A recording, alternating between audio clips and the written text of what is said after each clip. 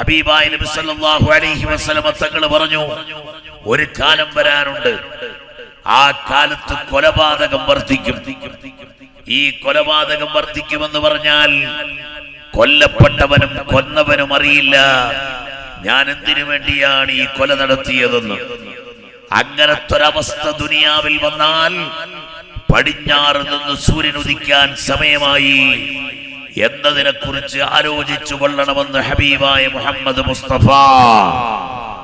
ഇന്ന് നമുക്കറിയുമല്ലോ, എല്ലാ ദിവസവും വരുന്ന വാർത്തകൾ കൊലപാതക പരമ്പരയുടെ വാർത്തകളാണ്. എന്തിനാണ് കൊല്ലുന്നതെന്ന് അറിഞ്ഞുകൂടാ. കൊട്ടേഷൻ സംഘം ആളെ മാറി വെട്ടുകയും കൊല്ലുകയും ചെയ്ത വാർത്തകൾ വരെ വരുന്നു. ആ കൊട്ടേഷൻ സംഘത്തിന് പൈസ കിട്ടാൻ ഇന്നയാളെ ചൂണ്ടിക്കാണിച്ചു കൊടുത്തിട്ട് അയാളെ കൊല്ലാൻ പ്രത്യേക എഗ്രിമെന്റ് വരുത്തി സാമ്പത്തികം പറഞ്ഞുറപ്പിച്ച് കയ്യിൽ വാങ്ങിപ്പോയിട്ട് അയാളെ പോലെ തോന്നിയ ആളിനെ കൊന്നുകളഞ്ഞ സംഭവങ്ങൾ എത്രയാണ് നമ്മുടെ കേരളത്തിലും കർണാടകയിലും ഒക്കെ തന്നെ നാം കേട്ടത്.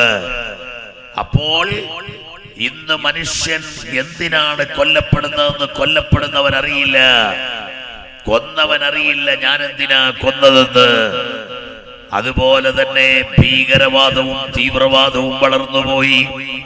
അതിന്റെയും പരിണിത ഫലം കൂട്ടക്കൊലയിലേക്കും കശാപ്പിലേക്കുമല്ലേ ചെന്നവസാനിക്കുന്നത്. ഒരു നിരപരാധിയെ കൊല്ലാൻ മനുഷ്യത്വമുള്ള പ്രപഞ്ചത്തിന്റെ നിലനിൽപ്പ് ആവശ്യമാണെന്ന് കാണുന്ന ഒരൊറ്റ പ്രസ്ഥാനവും അനുകൂലിക്കുകയില്ല. പരിശുദ്ധ ഇസ്ലാമിന്റെ ആധികാരിക പ്രമാണമായ ഖുർആൻ പറഞ്ഞില്ലേ, മൻ ഖതല നഫ്സൻ ബിഗൈരി നഫ്സ് ഔ ഫസാദിൻ ഫിൽ അർദ് ഫകഅന്നമാ ഖതലൻ നാസ ജമീആ. ഒരു മനുഷ്യൻ നിരപരാധിയായ ഒരാളെ കൊല്ലുകയോ ഒരു പ്രദേശത്ത് കുഴപ്പമുണ്ടാക്കുകയോ ചെയ്താൽ അവനെ വിചാരണക്കെടുക്കേണ്ടതും ശിക്ഷിക്കേണ്ടതും ഒരു കൊലയെന്നോ ഒരു പ്രദേശത്തെ കുഴപ്പമെന്നോ നിലക്കല്ല, മറിച്ച് അവൻ അതിന് മനസാക്ഷി കുത്തുണ്ടായില്ലെങ്കിൽ അവൻ ആയിരക്കണക്കിന് നിരപരാധികളെ കൊല്ലാൻ റെഡിയാണ്. അങ്ങനെ കൂട്ടക്കൊലപാതകിയായി മനസ്സിലാക്കി റിപ്പറിന്റെ പേരിൽ ചാർത്തുന്ന ചാർജ് ഷീറ്റ് നടത്തി അവനെ പണിഷ്മെന്റിന് വിധേയമാക്കണമെന്ന് പരിശുദ്ധ ഖുർആനിൽ പ്രപഞ്ചനാഥനായ അല്ലാഹു തന്നെ രേഖപ്പെടുത്തുകയാണ്. പ്രിയപ്പെട്ട സഹോദരങ്ങളെ, ഇന്നെങ്ങോട്ട് നോക്കിയാലും നമുക്ക് കൊലപാതക പരമ്പരകളുടെ ചിത്രമാണ് കാണാൻ കഴിയുന്നത്. നിരപരാധിയെ കൊല്ലുകയാണ്, പ്രണയത്തിന്റെ പേരിൽ കൊലപാതകമാണ്. ഇന്നലത്തെ പത്രം നിങ്ങൾ വായിച്ചില്ലേ? ഒരു പെണ്ണും ചെക്കനും ഫിസിയോതെറാപ്പിക്ക് പഠിക്കുന്നു കോളേജിൽ. അവര് തമ്മിൽ സ്നേഹത്തിലായി, പ്രണയത്തിലായപ്പോൾ ഈ പ്രണയത്തിലായ ചെക്കൻ പെണ്ണിന്റെ വീട്ടിൽ ചെന്ന് പറഞ്ഞു, എനിക്ക് കെട്ടിച്ചു തരണമെന്ന്. അവരതിന് തയ്യാറായില്ല. അവര് തീരെ തയ്യാറാകുന്ന മട്ടില്ലെന്ന് കണ്ടപ്പോൾ ഈ പെൺകുട്ടി സ്നേഹബന്ധം തുടരാൻ ബുദ്ധിമുട്ടാണ് എന്ന നിലക്ക് മാറിയപ്പോഴും അവന് മാറാൻ മനസ്സ് വരുന്നില്ല.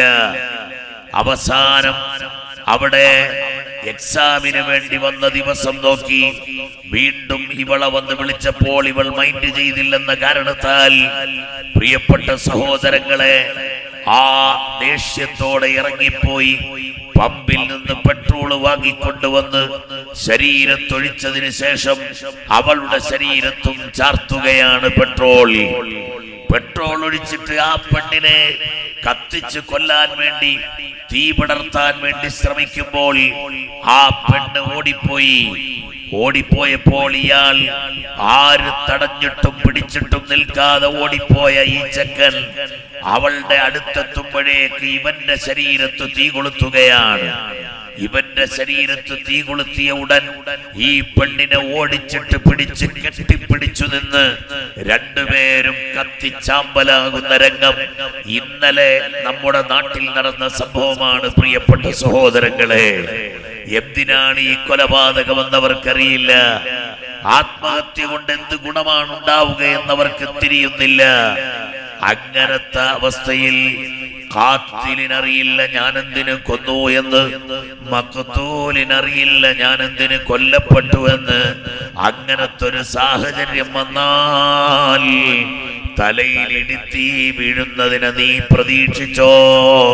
അഷ്റഫുൽ ഖൽഖ് മുഹമ്മദുർ റസൂലുള്ളാഹി. ഇങ്ങനെ തുടരെയായി നിരവധി ലക്ഷണങ്ങൾ പരിശുദ്ധ ഇസ്ലാമിൽ അടിയുറച്ചു നിന്ന മുഅ്മിനീങ്ങൾ തന്നെ ഇന്ന് ഈമാനിക രംഗത്ത് അപജയം സംഭവിച്ച് പലതിലേക്കും മാറിക്കൊണ്ടിരിക്കുന്ന കാലഘട്ടം. മസീഹുദ് ദജ്ജാൽ ലഅനത്തുല്ലാഹി അലൈഹി ഏതെങ്കിലും വലിയ ഭീകര രൂപമോ അല്ലെങ്കിൽ പുതിയ ഭരണാധികാരികളെയൊക്കെ കണ്ട് ദജ്ജാൽ എന്ന് വിളിച്ചു കളയരുത്. ദജ്ജാൽ നമ്മൾ സങ്കല്പിക്കുന്നതിനേക്കാളും വലിയ ഭീകര ജീവിയാണ്. അവന്റെ തന്ത്രങ്ങൾ നമ്മുടെ മുന്നിലെത്തിയാൽ സാധുക്കളായ നാം അതിൽ പെടഞ്ഞു വീണ് ഈമാൻ ഇല്ലാതെയായി പോകും. അല്ലാഹു നമ്മളെ കാത്തുരക്ഷിക്കുമാറാകട്ടെ. നമ്മുടെ ജനനം മുതൽ മസീഹുദ് ദജ്ജാലിന് വേണ്ടി, അവന്റെ ശർറ് മാറാൻ വേണ്ടി അവരെ തൊട്ട് കാവൽ ചോദിച്ചുകൊണ്ട് അല്ലാഹുവിനോട് കരഞ്ഞു ദുആയിരക്കുന്നവരാണ് നാം. എല്ലാ നിസ്കാരത്തിലും അവസാനത്തെ അത്തഹിയ്യാത്തിൽ അവന്റെ ഫിത്നയിൽ നിന്ന് കാവൽ ചോദിച്ചുകൊണ്ടാണ് മുഅ്മിനീങ്ങൾ കഴിയുന്നത്.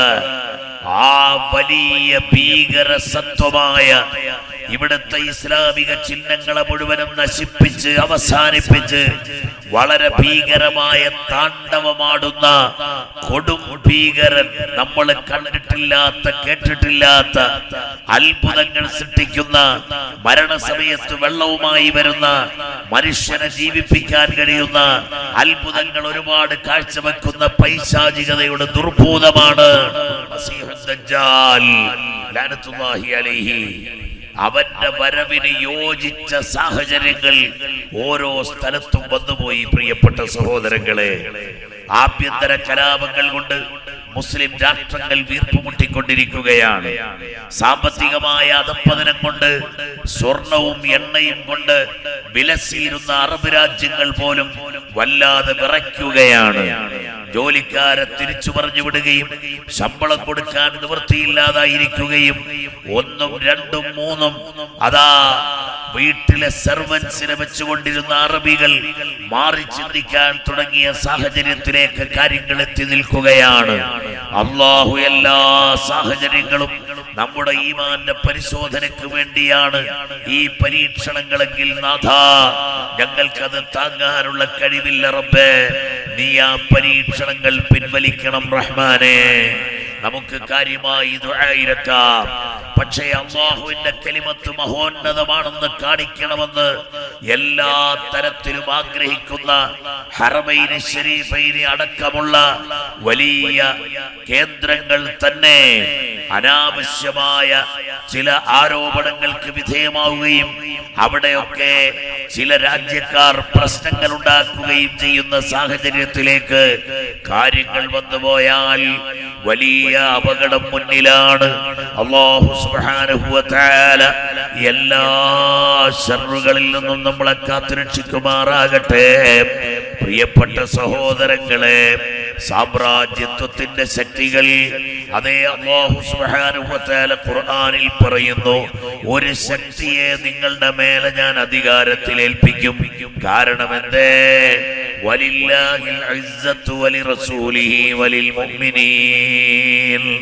ആ ഇസ്സത്ത് കളഞ്ഞു കുളിക്കുന്ന രീതിയിൽ വിശ്വാസത്തിന് വൈകല്യം സംഭവിച്ച് അല്ലാഹുവിന്റെ ദീനിനെ കുറിച്ച് വരെ തെറ്റിദ്ധാരണകൾ പരത്തി പോകുന്ന കാലഘട്ടം വന്നാൽ നിങ്ങൾക്ക് മേലെ ദുഷ്ടശക്തികൾക്ക്, കരങ്ങൾക്ക് പ്രത്യേകമായ കഴിവ് കൊടുക്കുമെന്ന് അല്ലാഹു സുബ്ഹാനഹു വ തആല പ്രഖ്യാപിച്ചിട്ടുണ്ട്.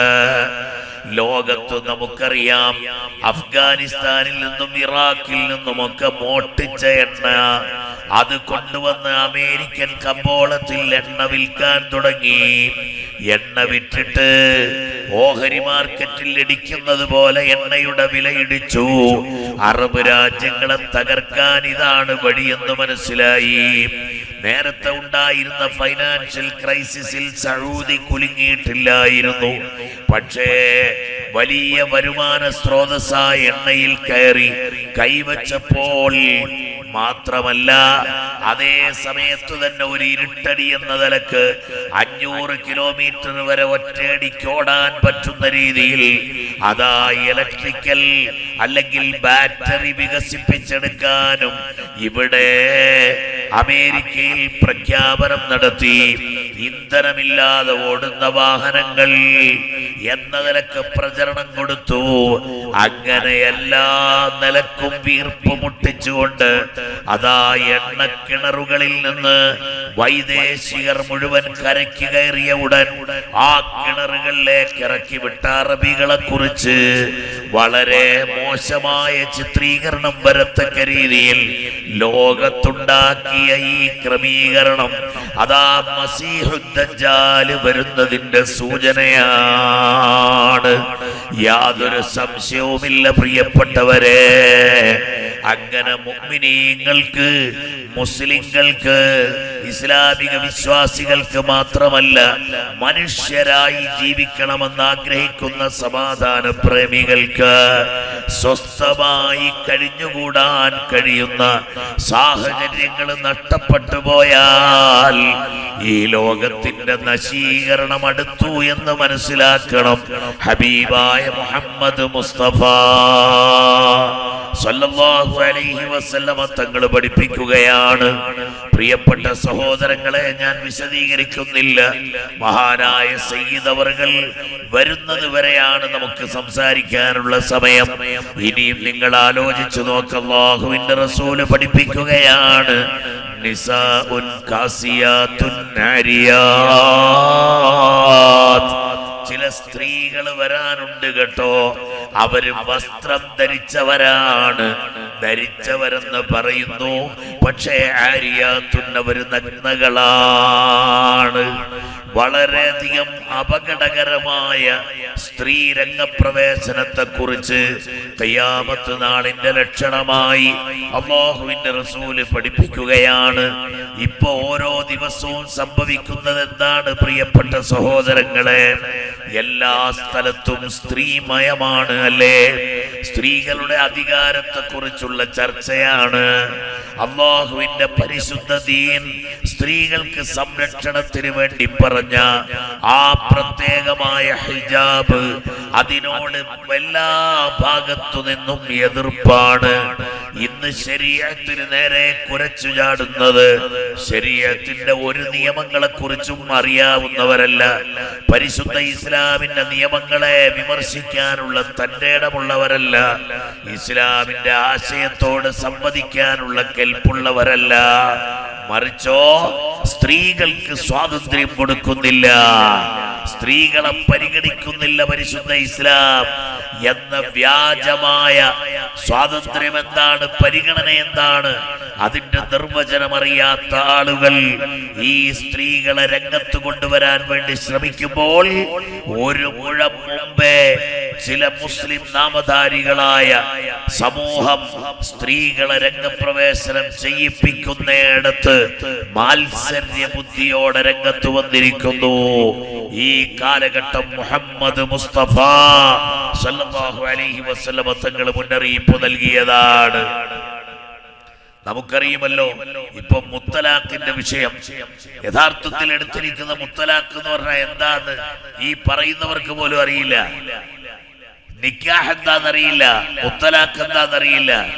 ഞാൻ ഈ അടുത്ത സമയത്തൊരു വേദിയിൽ പരിശുദ്ധ ഖുർആനിലെ വല്ലാത്തി തഖാഫൂന നുശൂസഹുന്ന ഫൈദൂഹുന്ന വഹ്ജുറൂഹുന്ന ഫിൽ മദാജിഇ ആ ആയത്ത് വിശദീകരിച്ചു കൊടുത്തപ്പോൾ നമ്മുടെ കേരളത്തിലെ മന്ത്രിമാരിൽ ഒരു സഹോദരൻ അദ്ദേഹം പറഞ്ഞു, ആദ്യമായിട്ടാണ് ഇത്രയും കൃത്യമായ ഒരു സമീപനമാണ് ഇസ്ലാം നൽകിയിരിക്കുന്നതെന്ന് എനിക്ക് മനസ്സിലാക്കാൻ കഴിഞ്ഞത്.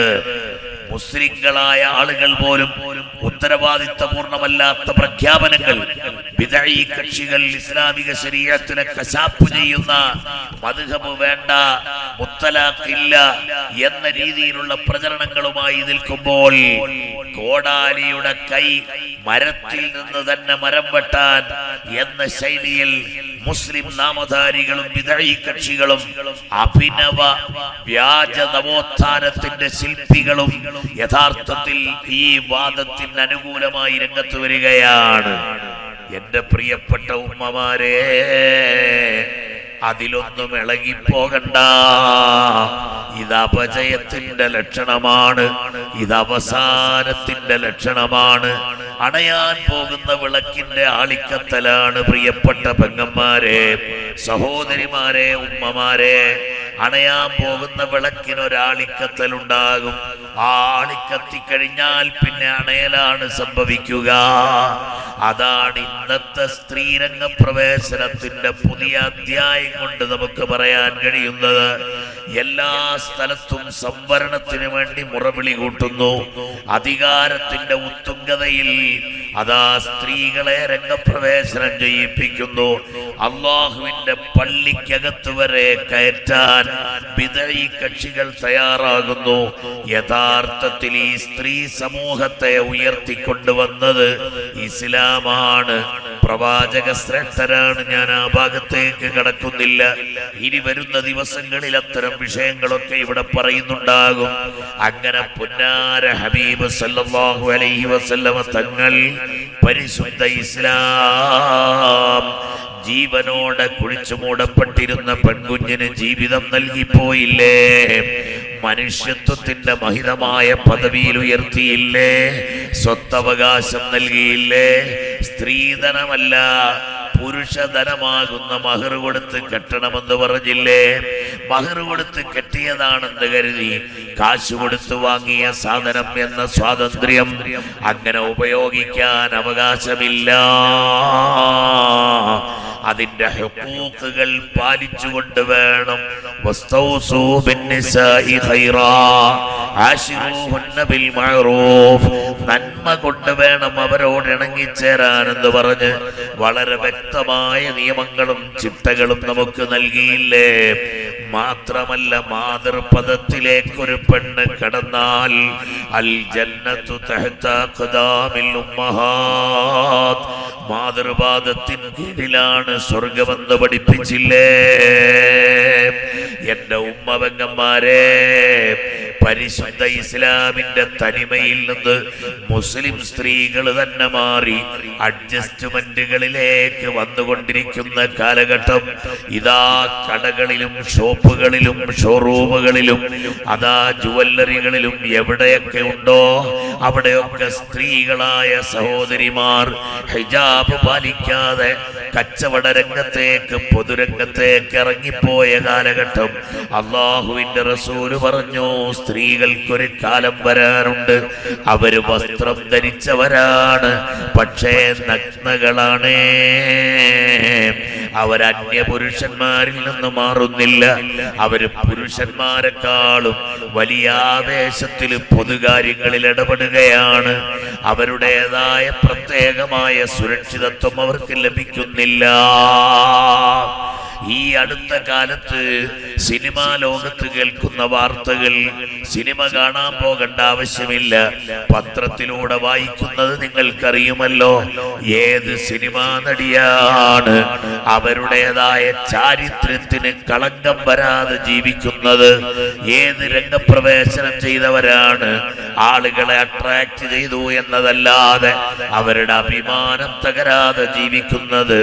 അതുകൊണ്ട് ആലോചിക്കണേ ഉമ്മമാരെ, ഖിയാമത്ത് നാളിന്റെ അപജയത്തിന് ഇരയാകുന്ന അത്തരം വിഭാഗങ്ങളിൽ നമുക്ക് പെട്ടുകൂടാ. ഇന്നാണെന്ന് തോന്നുന്നു സോഷ്യൽ മീഡിയയിലൂടെ ഒരു പ്രത്യേകമായ ഫോട്ടോ വന്നിരിക്കുന്നു. എന്താണെന്നറിയോ? ഒരു ബസിന്റെ ഡ്രൈവിംഗ് സീറ്റിലൂടെ ആ ഡ്രൈവറുടെ ക്യാബിൻ തുറന്നൊരു പെണ്ണ് കയറുകയാണ്.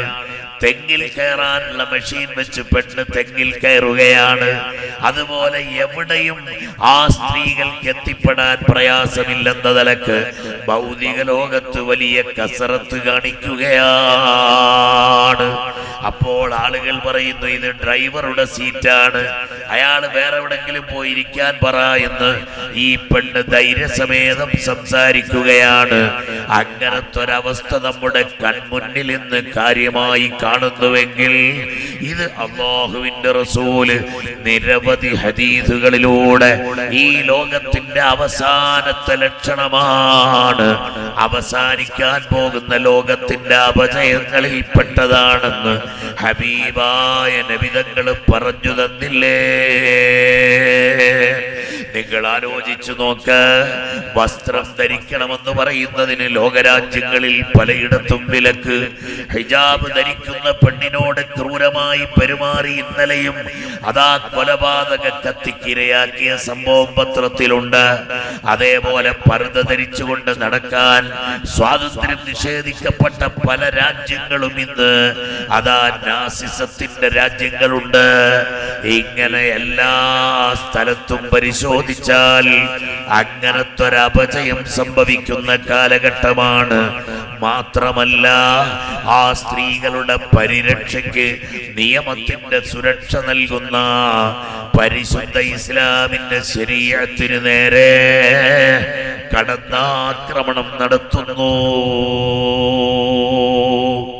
യഥാർത്ഥത്തിൽ ശരീഅത്തിന് നേരെയുള്ള ആക്രമണമൊന്നും ഇവിടെ വില പോകൂല. പക്ഷേ ശരീഅത്തിന് നേരെ എന്തെങ്കിലും ഒരു വിഷയം വന്നാൽ ഏറ്റുപിടിക്കാൻ ആരാ ഉള്ളത്? ചില സ്ത്രീകൾ രംഗത്തിറങ്ങുകയാണ്, ഞങ്ങൾക്ക് സ്വാതന്ത്ര്യമില്ല.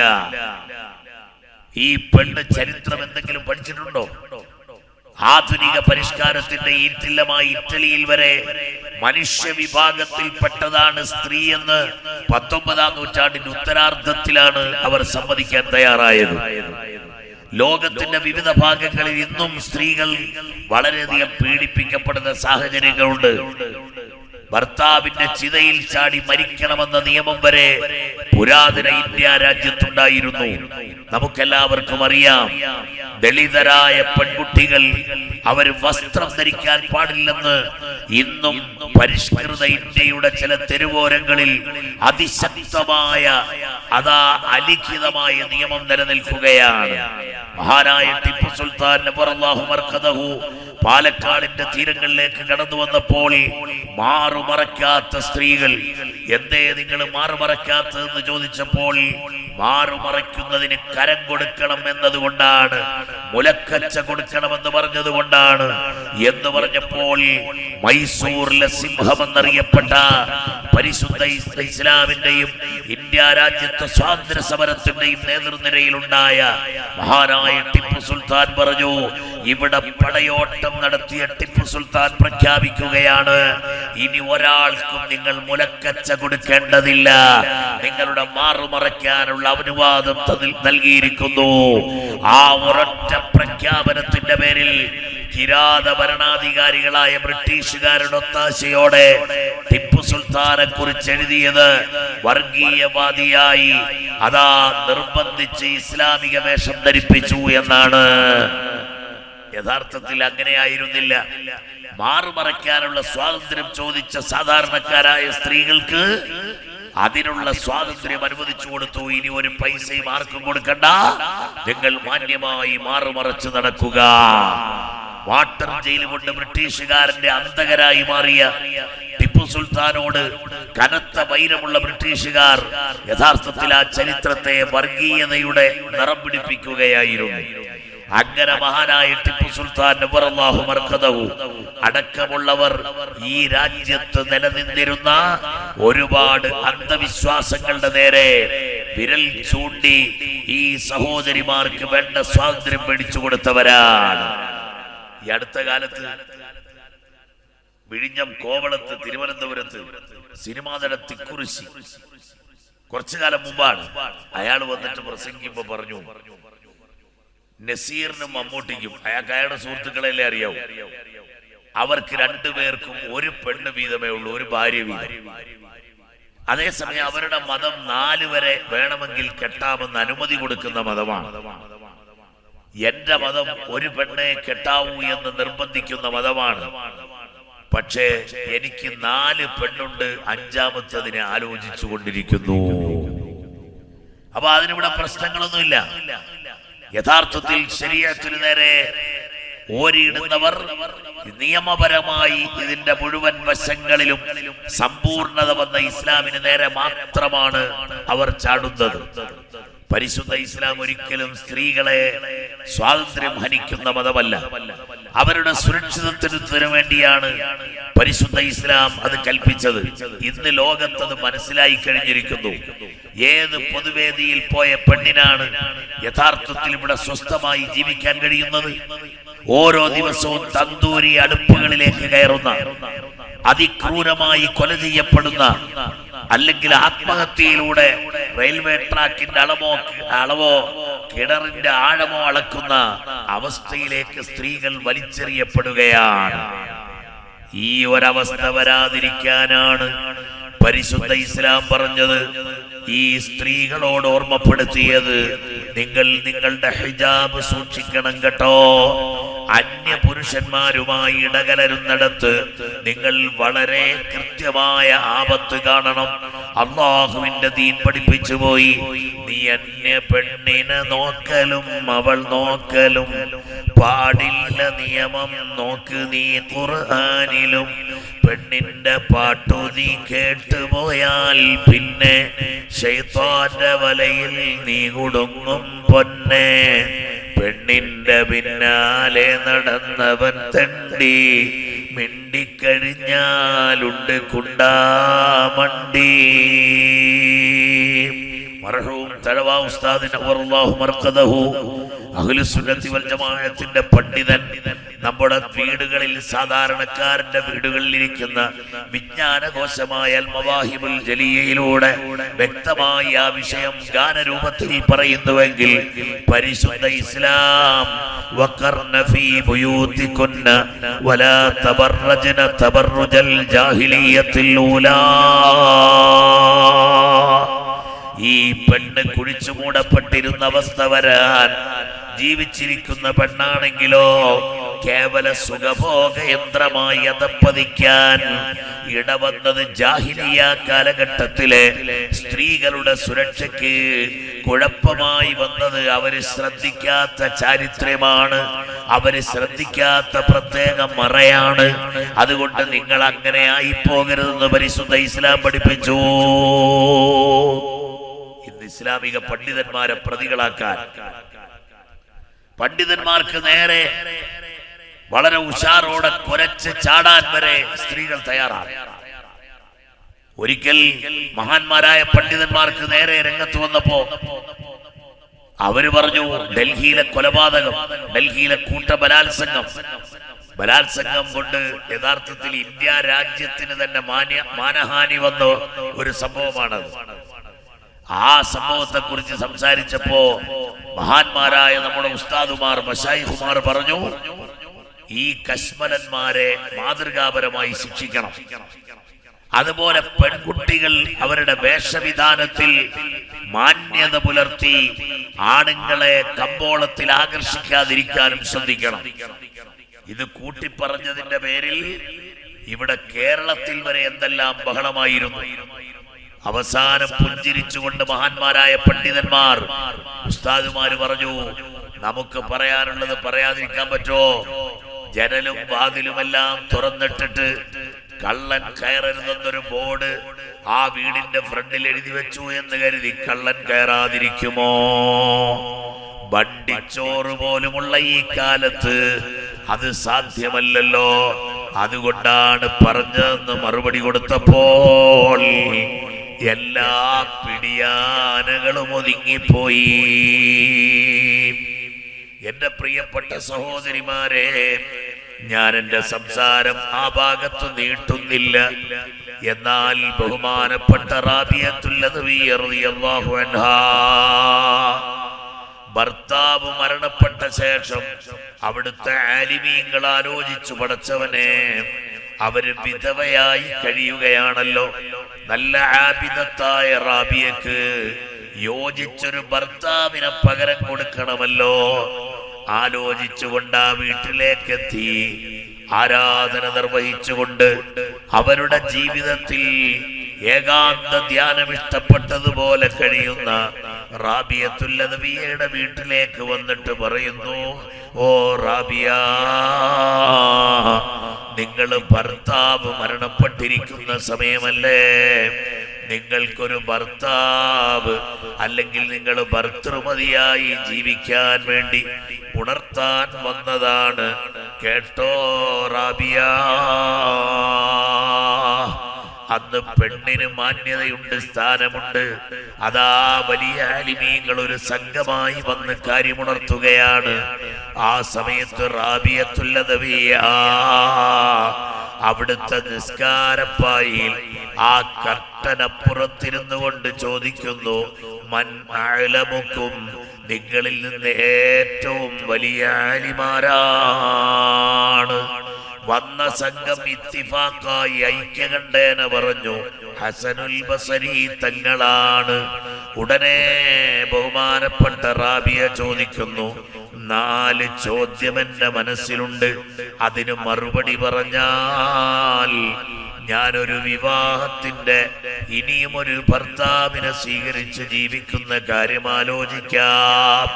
ഞാൻ ഈ 4 ചോദ്യം കൊണ്ട് ബേജാറിലാണ്. ആ സമയത്ത് ഹസൻ ബസരി തങ്ങൾ പറയുന്നു, ഇൻഷാ അല്ലാഹ് ചോദിക്കൂ, മറുപടി പറയാം. ആദ്യത്തെ ചോദ്യം റാബിയ ചോദിച്ചത് എന്തെന്നറിയുമോ? കുറച്ചു നാളൊക്കെ ഈ ദുനിയാവിൽ അങ്ങനെ ജീവിച്ചു. അങ്ങനെ ജീവിച്ച ശേഷം റൂഹ് പിടിക്കപ്പെട്ട് ഈ ലോകത്ത് നിന്ന് അസ്തമിച്ച് യാത്ര പറയാൻ ഒരുങ്ങുമ്പോ ആ യാത്ര പറച്ചിൽ മുസ്ലിമത്തൻ അം കാഫിറാ, മുസ്ലിമത്തായിട്ടാണോ അമുസ്ലിമത്തായിട്ടാണോ ഈ റാബിയ ഇവിടുന്ന് യാത്ര പറയുക? ഈ ചോദ്യം അങ്ങ് ചോദിച്ചപ്പോൾ അതാ ഹസൻ ബസരി തങ്ങൾ പറഞ്ഞു, ഇത് വല്ലാത്ത ചോദ്യമാണല്ലോ റാബിയ, ഇത് മറുപടി പറയാൻ പറ്റിയ ചോദ്യമല്ലല്ലോ റാബിയ. റാബിയത്തുൽ അദവിയ്യ റളിയല്ലാഹു അൻഹാ ആ ചോദ്യത്തിന് മറുപടി കിട്ടിയില്ലെന്ന് കരുതി അതിന്റെ നിരൂപണത്തിലേക്ക്, വിമർശനത്തിലേക്ക് പോകുന്നില്ല. രണ്ടാമത്തെ ചോദ്യം ചോദിക്കുന്നു, ഓ ഹസൻ ബസരി തങ്ങളെ, ഞാനങ്ങനെ മരണപ്പെട്ട് കഴിഞ്ഞാൽ എന്നെ ഖബറിലേക്ക് കൊണ്ടുവെക്കും, 6 അടി മണ്ണിലേക്ക് കൊണ്ടുവെക്കും, 6 അടി താഴ്ചയിലേക്ക് കൊണ്ടുവെക്കും.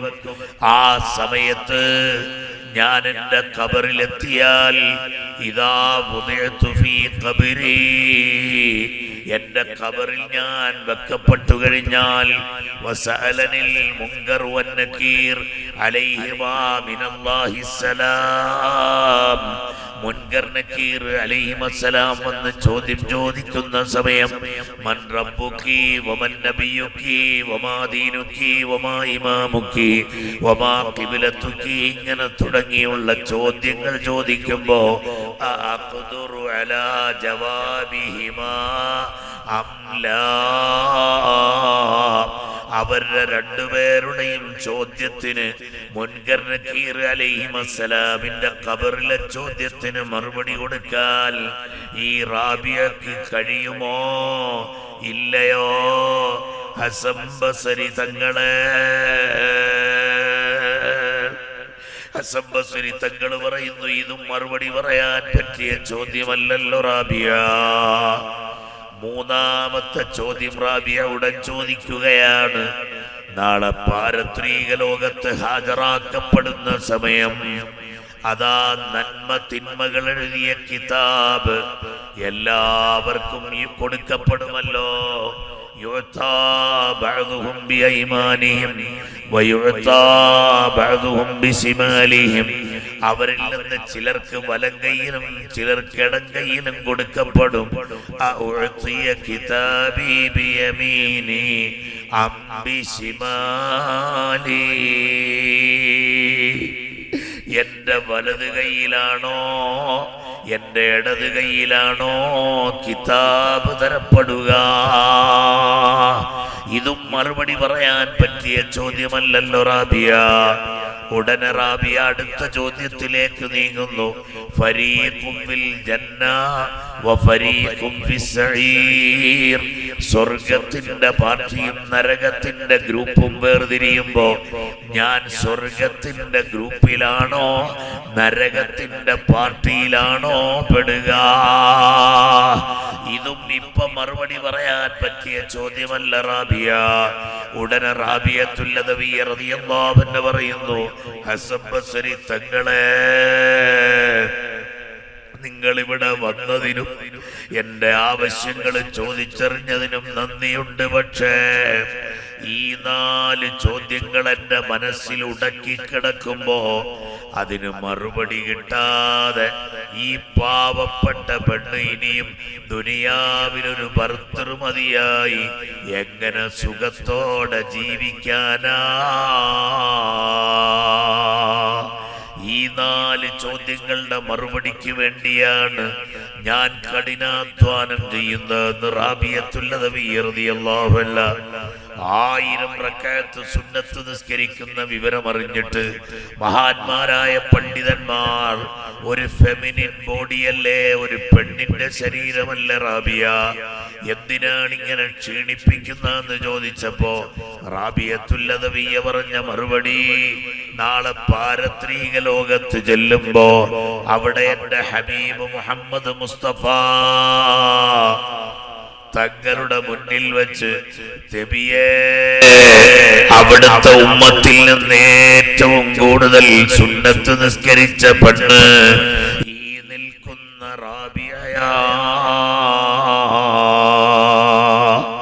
എന്ന് പറയുമ്പോ എന്റെ കരളിന്റെ കരളായ മുത്തിന്റെ മുത്തായ എല്ലാമായ ഹബീബ് സയ്യിദുൽ വജൂദ് സയ്യിദുൽ അംബിയാഇ വൽ മുർസലീൻ മുഹമ്മദുർ റസൂലുള്ളാഹി സല്ലല്ലാഹു അലൈഹി വസല്ലമ തങ്ങൾക്കൊരു സന്തോഷം വരാനില്ലേ? എന്റെ ഉമ്മത്തികളിൽ നിന്ന് ഏറ്റവും കൂടുതൽ സുന്നത്ത് നിസ്കരിച്ച പെണ്ണ് ഈ നിൽക്കുന്ന റാബിയയാണെന്ന് പറയുമ്പോ വല്ലാത്ത അതിനു കാരണക്കാരിയാകാനാണ് 1000 റക്അത്ത് നിസ്കരിച്ചെന്ന് ബഹുമാനപ്പെട്ട റാബിയത്തുൽ അദവിയ്യ റളിയല്ലാഹു അൻഹ രേഖപ്പെടുത്തുകയാണ്. മഹാനരായ നിങ്ങളുടെ ബായാർ എന്ന് പറയുന്ന സ്ഥലം ഇന്ന് ലോകത്തിന്റെ നെറുകയിൽ എത്തിക്കുന്നതിന് കാരണമായ മഹാനായ സയ്യിദ് അവറുകൾ നമ്മുടെ മജ്‌ലിസിലേക്ക് കടന്നു വരികയാണ്. അൽഹംദുലില്ലാഹ്, കേരളത്തിന്റെ വടക്കേ അറ്റം മുതൽ തെക്കേ അറ്റം വരെയും ഇന്ത്യ രാജ്യത്തിന്റെ വിവിധ സംസ്ഥാനങ്ങളിലും ഗൾഫ് രാജ്യങ്ങളിലുമെല്ലാം ആത്മീയമായ സദസ്സുകൾ കൊണ്ടും പ്രാർത്ഥനാ നിർഭരമായ നേതൃത്വം കൊണ്ടും അഹ്ലുസുന്നത്തി വൽ ജമാഅത്തിന്റെ വലിയ അത്താണിയായി ഈ ആധുനിക കാലഘട്ടത്തിൽ നമുക്ക് നേതൃത്വം നൽകുന്ന ബഹുമാനപ്പെട്ട സയ്യിദുനാ ബായാർ തങ്ങൾ അവറുകൾ നമ്മുടെ മജ്‌ലിസിലേക്ക് കടന്നു വരികയാണ്. അല്ലാഹു അക്ബർ, അല്ലാഹു അക്ബർ, അല്ലാഹു അക്ബർ, ലാ ഇലാഹ ഇല്ലല്ലാഹു, അല്ലാഹു അക്ബർ, അല്ലാഹു അക്ബർ വലില്ലാഹിൽ ഹംദ്.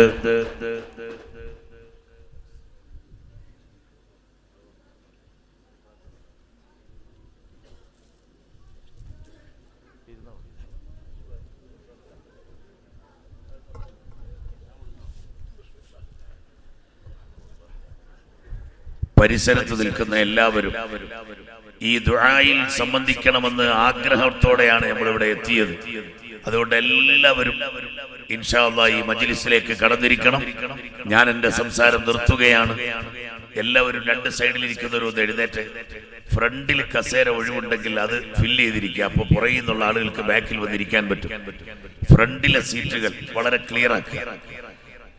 മഹാന്മാരായ സാദാത്തുക്കൾ, ഈ മാസത്തിന്റെ നായകരായ സയ്യിദ് അഹ്മദുൽ കബീർ റിഫായി റളിയല്ലാഹു അൻഹു, അതേപോലെ തന്നെ ബഹുമാനപ്പെട്ട ശൈഖുനാ ഗൗസുൽ ആദം ശൈഖ് മുഹീദ്ദീൻ അബ്ദുൽ ഖാദിർ ജീലാനി ഖദ്ദസല്ലാഹു സിറഹുൽ അസീസ് 4 അഖ്താബുകളും സയ്യിദ് അഹ്മദ് ബദവി തങ്ങൾ, സയ്യിദ് ഇബ്രാഹിം അദ്ദസൂഖി റളിയല്ലാഹു അൻഹു 4 പേരും അഹ്ലുബൈത്താണ്. അഹ്ലുബൈത്തിന്റെ ആ മഹത്വം ശരിക്കും നമുക്ക് പഠിപ്പിച്ചു തന്നത് ഹബീബായ റസൂലുള്ളാഹി സ്വല്ലല്ലാഹു അലൈഹി വസല്ലമ തങ്ങളാണ്. എന്തിനധികം അല്ലാഹു സുബ്ഹാനഹു വ തആല പരിശുദ്ധ ഖുർആനിൽ ഖുൽ ലാ അസ്അലുകും അലൈഹി അജ്റൻ ഇല്ലൽ മവദ്ദത ഫിൽ ഖുർബാ. തായിഫിന്റെ ചെരുവിലേക്ക് ചെന്നപ്പോ അങ്ങാടി പിള്ളരെ കൊണ്ട് കല്ല് വലിച്ചെറിയിച്ച് എന്റെ പാദത്തിൽ നിന്ന് രക്തം വന്നിട്ടില്ലേ? ഉഹദ് രണാങ്കണത്തിൽ എന്റെ പല്ല് ഷഹീദായില്ലേ? ഞാൻ ഒരുപാട് പച്ചില തിന്ന് കഴിഞ്ഞില്ലേ? പട്ടിണി കിടന്ന് ഈ സമുദായത്തിന് വേണ്ടി ഈ പരിശുദ്ധ ഇസ്ലാം അതിന്റെ ശിആറുകൾ നിങ്ങളുടെ കയ്യിലെത്തിക്കാൻ കഠിനാധ്വാനം ചെയ്തില്ലേ? നിങ്ങൾ മുഅ്മിനീങ്ങളായില്ലേ? ഇതിനെനിക്കൊരു പ്രതിഫലവും നിങ്ങൾ തരണ്ട. ഇല്ലൽ മവദ്ദത ഫിൽ ഖുർബാ. കുടുംബത്തെ സ്നേഹിക്കണമെന്നത് മാത്രമാണ്. സഹോദരിമാരെ, ഞാൻ പറഞ്ഞു വന്ന വാക്കങ്ങ് അവസാനിപ്പിക്കുന്നു. സയ്യിദത്തുനാ ഫാത്തിമത്തു സഹ്റാ റളിയല്ലാഹു അൻഹാ നാളെ സ്വർഗീയ വനിതകളുടെ നേതൃത്വമാണ്. ആ മഹദി കാണിച്ച ഹിജാബ് നബിതങ്ങളുടെ പൊന്നുമോളാണ്.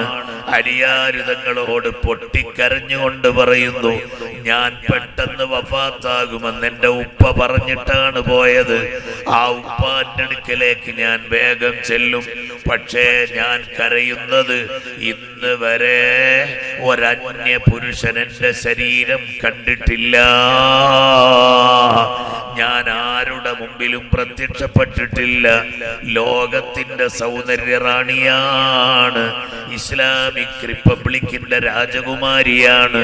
റസൂലുള്ളാഹി തങ്ങളുടെ പൊന്ന് സൗന്ദര്യത്തോടടുത്തു നിൽക്കുന്നതിൽ ഫസ്റ്റ് റാങ്കുകാരിയാണ്. അതുകൊണ്ട് നാളെ ജനാസയായാൽ ഞാൻ കിടക്കുന്ന സമയത്ത് എൻ്റെ അടുക്കൽ ഒരു അന്യ പുരുഷൻ വരില്ലെന്നറിയാം. എന്നെ കുളിപ്പിക്കുന്ന സ്ഥലത്ത് വരില്ലെന്നറിയാം. എന്നെ കഫം പൊതിയുന്ന സ്ഥലത്ത് വരില്ലെന്നറിയാം. പക്ഷേ എന്റെ ജനാസ കൊണ്ടുപോകുമ്പോ കട്ടിലിരിക്കുന്ന ജനാസയുടെ തൊലിയും മുടിയും കാണില്ലെങ്കിലും എന്റെ ശരീരം വരിഞ്ഞു മുറുക്കി കെട്ടിയത് തുണിക്ക് പുറത്തുകൂടി ഒരന്യ പുരുഷന്റെ ദൃഷ്ടിയിൽ പെടുമോ? എനിക്കത് ഓർത്തിട്ട് സഹിക്കാൻ വയ്യ. അതിനാലാണ് കരയുന്നതെന്ന് അലിയാരുതങ്ങളോട് പറയുമ്പോ പ്രവാചകപുത്രിയുടെ കണ്ണുനീര് കാണാൻ മനസ്സില്ലാത്ത അലിയാരുതങ്ങള് കരയല്ല ഫാത്തിമ, മൂടിയുള്ള മയ്യത്ത് കെട്ടില് തയ്യാറാക്കാം. അന്ന് മുതലാണ് മൂടിയുള്ള മയ്യത്ത് കെട്ടില് വന്നത്. എന്നിട്ട് വീണ്ടും കരഞ്ഞു. അപ്പ ചോദിച്ചപ്പോ ഖബറിലേക്ക് ഇറക്കുന്നിടത്താണുങ്ങൾ മാത്രമല്ലേ കാണൂ, അതിന് പരിഹാരമില്ലല്ലോ നലിയാരുതങ്ങൾ പറയുമ്പോ എന്നെ പകൽ സമയത്ത് ഖബറടക്കണ്ട, എന്നെ രാത്രിയിൽ അടക്കിയാൽ മതിയെന്ന് വസിയ്യത്ത് ചെയ്തു പോയ ലോക സുന്ദരിയായ ഫാത്തിമത്തു സഹ്റാഇന്റെ കൈപിടിച്ചു മുത്തിയല്ലാതെ സ്വർഗത്തിൽ കടക്കാൻ സാധ്യമല്ല സഹോദരി.